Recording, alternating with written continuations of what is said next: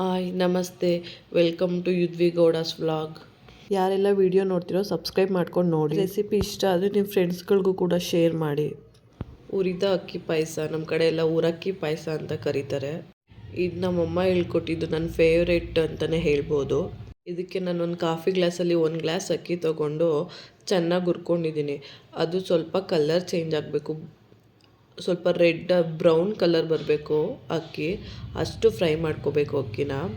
Next fry ಮಾಡಾದಮೇಲೆ ಸ್ವಲ್ಪ ತಣ್ಣಗಾಗಲಿಕ್ಕೆ ಇಡಬೇಕು. ಅದು ತಣ್ಣಗಾಗೋ ಅಷ್ಟರಲ್ಲಿ ಇನ್ನೊಂದು ಕಡೆ ಪಾತ್ರೆಗೆ ಸ್ವಲ್ಪ ನೀರು ಇಟ್ಕೊಂಡು ಸ್ವೀಟ್ಗೆ ನಿಮ್ಗೆ ಎಷ್ಟು ಬೇಕೋ ಅಷ್ಟು ಬೆಲ್ಲ ಹಾಕ್ಕೊಂಡು ಕರಗಿಸ್ಕೊಬೇಕು. ಅಥವಾ ನೀವು ಆರ್ಗ್ಯಾನಿಕ್ ಬೆಲ್ಲದ ಪುಡಿ ಬೇಕಾದ್ರೂ ಯೂಸ್ ಮಾಡ್ಬೋದು.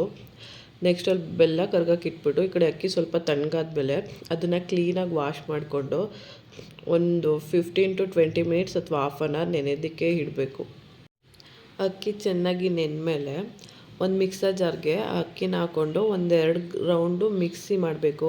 ನೆಕ್ಸ್ಟು ಅದು ಸ್ವಲ್ಪ ತರಿ ಥರ ಆದಮೇಲೆ ಅದಕ್ಕೆ ನಾನು 1 ಹೋಳಷ್ಟು ತೆಂಗಿನಕಾಯಿ ತೊಗೊಂಡಿದ್ದೀನಿ, ಹಸಿ ತೆಂಗಿನಕಾಯಿ. ತೆಂಗಿನಕಾಯಿ ಹಾಕ್ಕೊಂಡು ಮತ್ತು ಫ್ಲೇವರ್ಗೋಸ್ಕರ 1-2 ಏಲಕ್ಕಿ ತೊಗೊಂಡಿದ್ದೀನಿ. ಮತ್ತು ಶುಂಠಿ ಹಾಕಿದ್ರೂ ತುಂಬಾ ಚೆನ್ನಾಗಿರುತ್ತೆ. ನಾನಿಲ್ಲಿ ಹಾಕಿಲ್ಲ, ಬರೀ ಏಲಕ್ಕಿ ಹಾಕ್ಕೊಂಡಿದ್ದೀನಿ. ಹಾಕ್ಕೊಂಡು ನುಣ್ಣಗೆ ಗ್ರೈಂಡ್ ಮಾಡ್ಕೋಬೇಕಂತ ಏನಿಲ್ಲ, ಕಾಯೆಲ್ಲ ತರಿ ಥರ ಇದ್ರೂ ನಡೆಯುತ್ತೆ.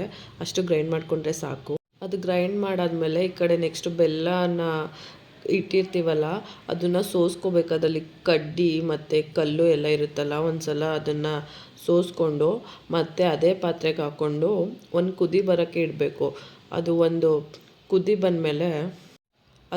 ಬಂದಮೇಲೆ ಅದಕ್ಕೆ ರುಬ್ಬಿದ್ವಲ್ಲ ಕಾಯಿ, ಅಕ್ಕಿ ಮತ್ತು ಅದು ಏಲಕ್ಕಿ, ಅದನ್ನು ಹಾಕ್ಕೊಂಡು ಹಂಗೆ ಕೈ ಬಿಡಬಾರ್ದು, ಹಾಕ್ಕೊಂಡು ಮಿಕ್ಸ್ ಮಾಡ್ತಾ ಇರಬೇಕು ಅದನ್ನು. ಮತ್ತು ಅದಕ್ಕೆ ನಿಮಗೆ ಎಷ್ಟು ಬೇಕೋ ನೀರು ಅಷ್ಟು ಹಾಕೋಬೋದು. ಅಂದರೆ ತುಂಬ ತೆಳುಗಲ್ಲ, ನೀರು ದೋಸೆ ಎಲ್ಲ ಇರುತ್ತಲ್ಲ ಅಷ್ಟು ತೆಳು ಬೇಡ. ಸ್ವಲ್ಪ ದೋಸೆ ಹಿಟ್ಟು ಅಕ್ಕಿ ಹಿಟ್ಟು ಬರುತ್ತಲ್ಲ ಅದಕ್ಕಿಂತ ಸ್ವಲ್ಪ ತೆಳು ಮಾಡ್ಕೋಬೇಕಂದ್ರೆ, ಯಾಕಂದರೆ ಅಕ್ಕಿ ಕಾಯೆಲ್ಲ ಹಾಕಿರೋದ್ರಿಂದ ಅದು ಕುದಿ ಬಂದು ಮತ್ತು ತಣ್ಣಗಾದ್ಮೇಲೆ ಇನ್ನೂ ಗಟ್ಟಿಯಾಗ್ಬಿಡುತ್ತೆ ಪಾಯಸ.